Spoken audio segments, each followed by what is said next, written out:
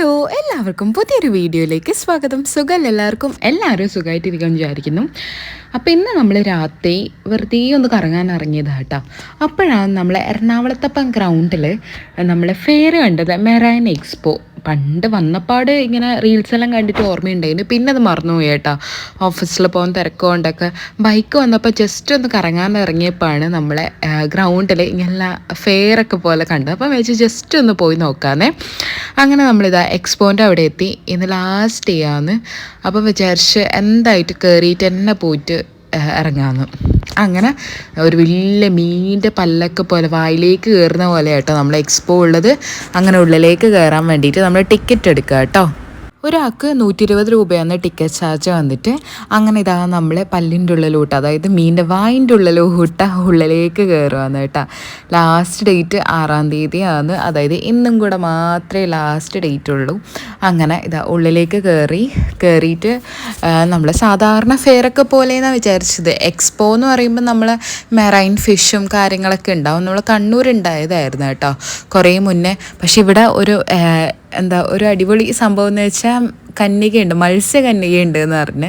അപ്പോൾ അതും കൂടെ കാണാമല്ലോ എന്ന് വിചാരിച്ചിട്ട് ഇങ്ങനെ വന്നേട്ടാ. അപ്പോൾ ഉള്ളിൽ കാണുമ്പോൾ നമ്മൾ നോർമൽ ഗ്ലാസ്സിൽ ഇതുപോലെ കുറേ കളർ ഫിഷും ഗോൾഡൻ ഫിഷും പിന്നെ ഒരുപാട് നല്ല ഭംഗിയുള്ള കുറേ മെറൈൻ വാട്ടർ ഫിഷസൊക്കെ ഉണ്ട്. നല്ല രസമുണ്ട് കാണാൻ വേണ്ടിയിട്ട്, നല്ല ഭംഗിയുണ്ട്. പക്ഷേ മീനുകളൊക്കെ വളരെ കുറവാണ്. നമ്മൾ കോമൺലി കാണുന്ന ഫിഷ് ടാങ്കിൽ കാണുന്ന കുറച്ച് ഫിഷ് മാത്രമേ ഉണ്ടായിരുന്നുള്ളൂ കേട്ടോ. പിന്നെ നമ്മൾ ഷാർക്കിൻ്റെ പോലത്തെ ഫിഷ്, അങ്ങനെ കുറച്ചും കൂടെ അടിപൊളിയാക്കായിരുന്നു. കാരണം നമ്മൾ 120 രൂപ കൊടുത്ത് കയറുന്നതിൽ ആ ഫിഷിൻ്റെ ഒന്നുമില്ല, നോർമലായിട്ട് കാണുന്ന അപ്പുറം ഇപ്പുറം എല്ലാം ഒരേ സൈഡ് തന്നെയായിരുന്നു കേട്ടോ. പിന്നെ ഇതുപോലെ ഇലൂമിനേറ്റിംഗ് പോലത്തെ കളറൊക്കെ കൊടുത്തിട്ട് കുറച്ച് കളർ ഫിഷ്, ഗ്ലാസ് ഫിഷാണ് ശരിക്കും ഇത് നമുക്ക് ഇവിടെ നിന്നെല്ലാം നമ്മൾ വീട്ടിൽ വാങ്ങിയിട്ടുണ്ടായിരുന്നു ഈ ഗ്ലാസ് ഫിഷിന്. അതൊക്കെയാണ് അവർ ആ ടാങ്കിൽ കൊണ്ടുപോയിട്ടത്. കളറും കൂടെ കൊടുത്തപ്പോഴത്തേക്കും ഭയങ്കര അടിപൊളിയായിട്ട് കാണുന്ന പോലെ. അങ്ങനെ ഇങ്ങനെ ടാങ്കിൻ്റെ ഉള്ളിലൂടെ കയറുമ്പോൾ ഇതാ മുകളിലും താഴെയൊക്കെ ഫിഷ് ടാങ്ക് ആക്കിയിട്ട് അവർ അടിപൊളിയായിട്ട് അതിൽ ക്യാറ്റ് ഫിഷും പിന്നെ നമ്മൾ ഷാർക്കിൻ്റെ പോലത്തെ ഫിഷും പിന്നെ നമ്മൾ അരാപ്പൈമയും അങ്ങനെയൊക്കെ ഉണ്ട് കേട്ടോ. അങ്ങനെ കുറേ ഫിഷൊക്കെ അതിലുണ്ടായിരുന്നു. പിന്നെ നമ്മൾ അതെല്ലാം കുറേ സമയം കണ്ട് കുറേ ഫോട്ടോസെല്ലാം അവിടെ നിന്ന് എടുത്ത് അങ്ങനെ കുറേ നല്ല ഉണ്ടായിരുന്നു കാണാൻ വേണ്ടി. വലിയ മീനായിരുന്നു കേട്ടോ, കുഞ്ഞു മീനൊന്നുമല്ല, അത്യാവശ്യം വലുപ്പമുള്ള നല്ല വലിയ മീനായിരുന്നു.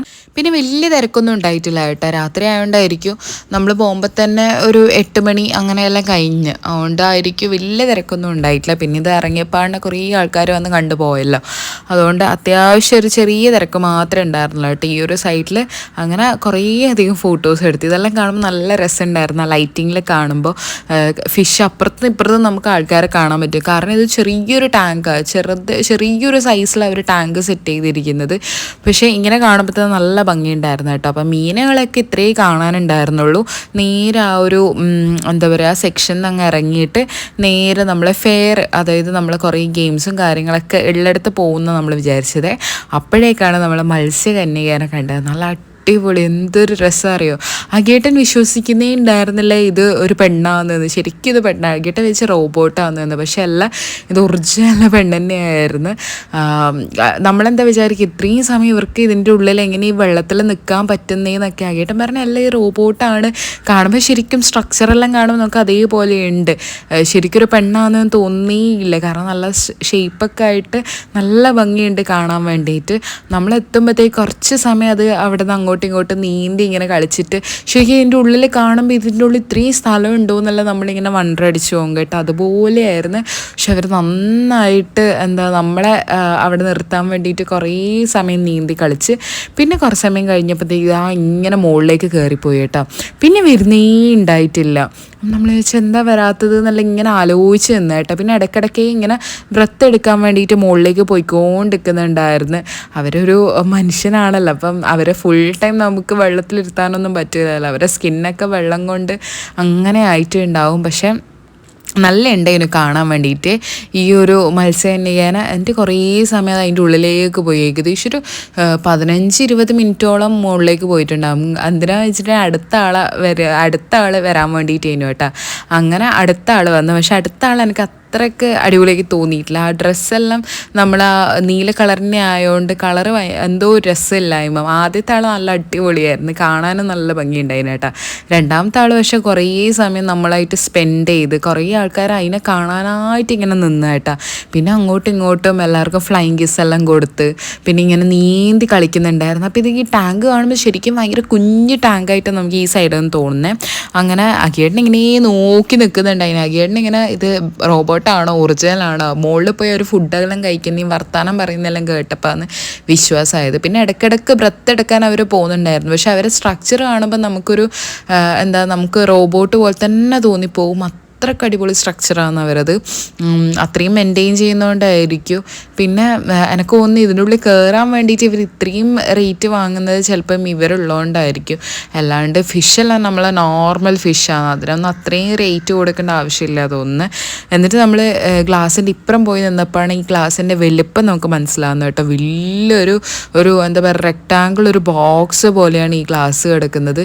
അത്രയും ആൾക്കാർ ഇത് എവിടെ നിൽക്കുന്നത് അവരെ പിന്നെയും കാണാൻ വേണ്ടിയിട്ട് അവർ മുകളിൽ പോകും തോറും ഇങ്ങനെ മുകളിലേക്ക് എത്തി നോക്കും ആൾക്കാർ, എന്താ വരാത്തതെന്ന്. അത് ഭയങ്കര രസമുണ്ടായിരുന്നു കേട്ടോ. ആൾക്കാർക്ക് ഭയങ്കര കൗതുകമായി, പ്രത്യേകിച്ച് കുഞ്ഞു പിള്ളേർക്ക് ഭയങ്കര ഇഷ്ടമായി. കുറേ ആൾക്കാർ അവരോട് സെൽഫിയൊക്കെ എടുക്കുന്നുണ്ടായിരുന്നു. കുഞ്ഞു പിള്ളേരൊക്കെ ഇരുന്ന് ഇങ്ങനെ ടാറ്റ പറഞ്ഞുകൊണ്ട് കളിക്കുന്നുണ്ടായിരുന്നു കേട്ടോ. പിള്ളേർക്കാണ് ഭയങ്കര ഇതെന്താ സാധനം. കാരണം നമ്മൾ മെർമെയ്ഡ് എന്നൊക്കെ കാണുമ്പോൾ ബുക്കിലും കഥയിലൊക്കെ അല്ലേ കേട്ടിട്ടുള്ളൂ, നേരിട്ട് മെർമെയ്ഡ്സ് ആണോ എന്നൊക്കെ ആലോചിച്ച് പോകും. അത്ര അടിപൊളിയായിരുന്നു കേട്ടോ. അവർ മാക്സിമം അതിൻ്റെ ഉള്ളിൽ നിന്ന് എക്സ്പ്ലോർ ചെയ്ത് കളിക്കുന്നുണ്ടായിരുന്നു നമ്മളെ പലതും കാണിക്കാൻ വേണ്ടിയിട്ട്.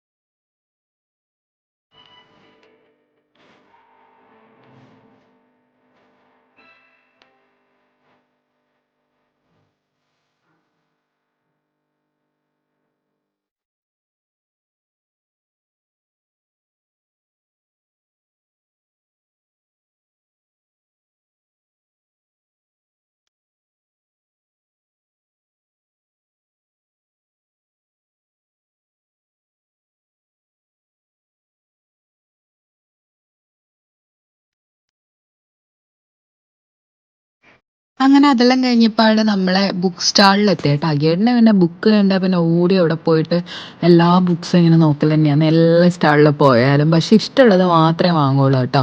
അങ്ങനെ അതൊക്കെ നോക്കിക്കഴിഞ്ഞ് തൊട്ടിപ്പുറത്ത് പിന്നെ കുറേ കടകളാണ്, നല്ല ഭംഗിയുള്ള കുറേ പേഴ്സ് ഉണ്ടായിരുന്നു ഈ കണ്ണാടിയൊക്കെ ഉള്ളത്. പക്ഷെ നല്ല റേറ്റ് ഉള്ളതുകൊണ്ട് തീരെ വാങ്ങിയിട്ടുണ്ടായിരുന്നില്ല. കുറേ നോക്കി കീ ചെയിൻസും കാര്യങ്ങളൊക്കെ, പക്ഷെ നല്ല റേറ്റ് ആയിരുന്നു. പിന്നെ നമ്മൾ നോർമൽ ഉണ്ടാവുന്ന പല കാര്യങ്ങൾ, അച്ചാർ, അതേപോലെ തന്നെ ചെടികൾ, പിന്നെ എന്താ കുറേ പഴയ സ്നാക്സ് കാര്യങ്ങൾ, ഡ്രസ്സ്, അങ്ങനെ എല്ലാ ഫെയറിലും ഉണ്ടാകുന്ന പോലെ തന്നെ കുറേ സാധനങ്ങൾ അവിടെ ഉണ്ടായിരുന്നു കേട്ടോ.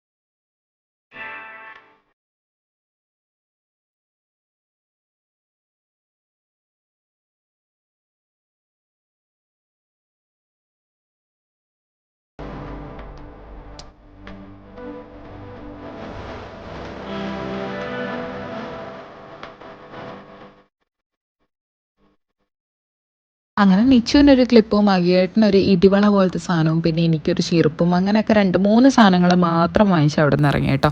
വേറെ ഒന്നും വാങ്ങാൻ പറ്റില്ല. മിഠായിയൊക്കെ ഇത് ഒരു പണ്ടത്തെ ഒരു ടേസ്റ്റും ഇല്ല. അതുകൊണ്ട് ഇപ്പോഴത്തെ മിഠായി ഒന്നും തീരെ വാങ്ങാറില്ല.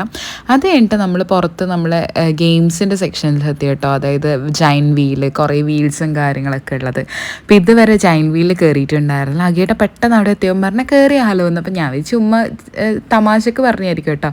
പക്ഷെ അവിടെ എത്തിയപ്പോഴത്തേക്ക് അഖിയേട്ടൻ പറഞ്ഞാൽ എന്തായിട്ട് നമുക്ക് കയറാമെന്ന് പറഞ്ഞിട്ട് അങ്ങനെ നമ്മൾ കയറാമെന്ന് വിചാരിച്ചിട്ട് പോയേ.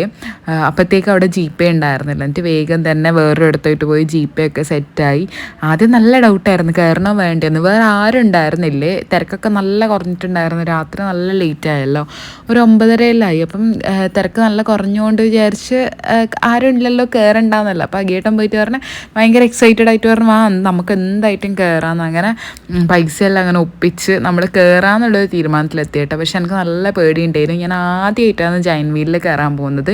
നമ്മൾ ആകാശത്തോട്ടിൽ ഒരു വട്ടം കയറിയതിൻ്റെ ക്ഷീണം ഇതുവരെ എനിക്ക് മാറിയിട്ടുണ്ടായിട്ടില്ല.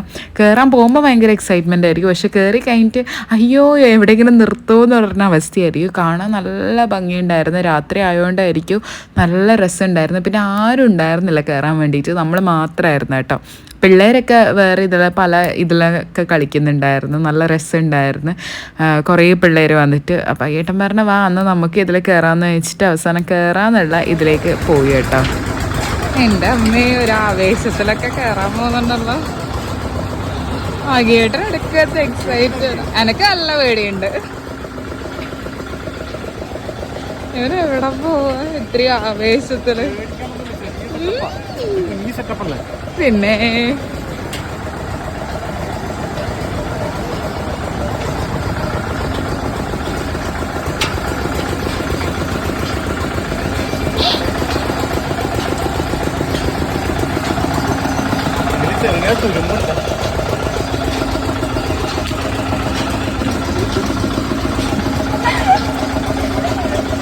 ഇതെവിടെയെങ്കിലും ആടും കേട്ടാ. ആടോ? എനിക്കത് മേടിക്കാൻ തുടങ്ങി.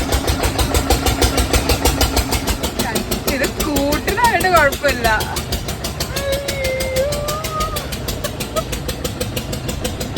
പേടിയുണ്ടെങ്കിൽ സൈഡിൽ പിടിക്കണേ.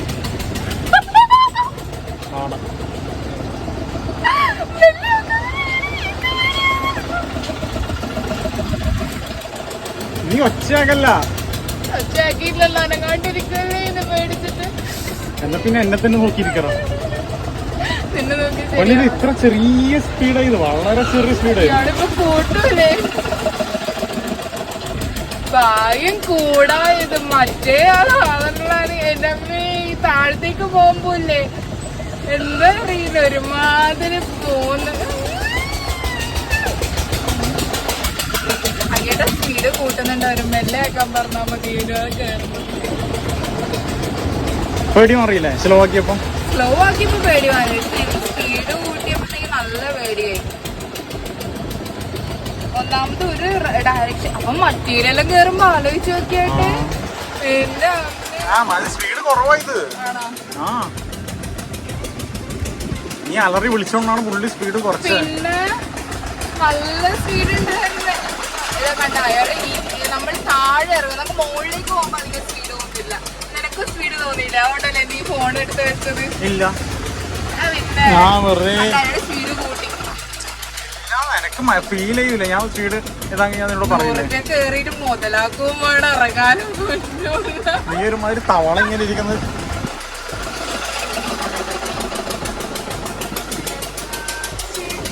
നമ്മള് മാത്രമേ ഉള്ളൂ ഇതില്.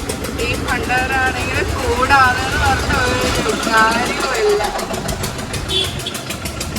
എനിക്കപ്പം പോലെ ഇങ്ങനത്തെ എനിക്ക് സൂചി മാത്രമേ പേടിയുള്ളൂ അല്ലേ?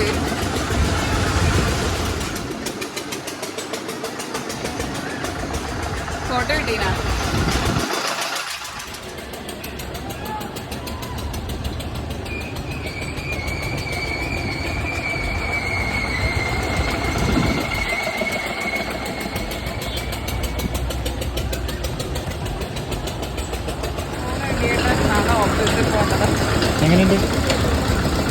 ഇതോടെ സമാധാനമായി. എനിക്ക് കയറില്ല. പക്ഷെ സ്പീഡ് കുറച്ചപ്പോൾ ഞാൻ ഓക്കെ ആയേ. നല്ലോണം സ്പീഡ് കൂട്ടിയപ്പോഴത്തേക്ക് തീർന്ന്. അപ്പൊ നീ ആലോചിക്കതാ ആ സാധനത്തിൽ കേറുന്ന അവസ്ഥ. മനസ്സിലായോ? നന്ദി ചേട്ടാ.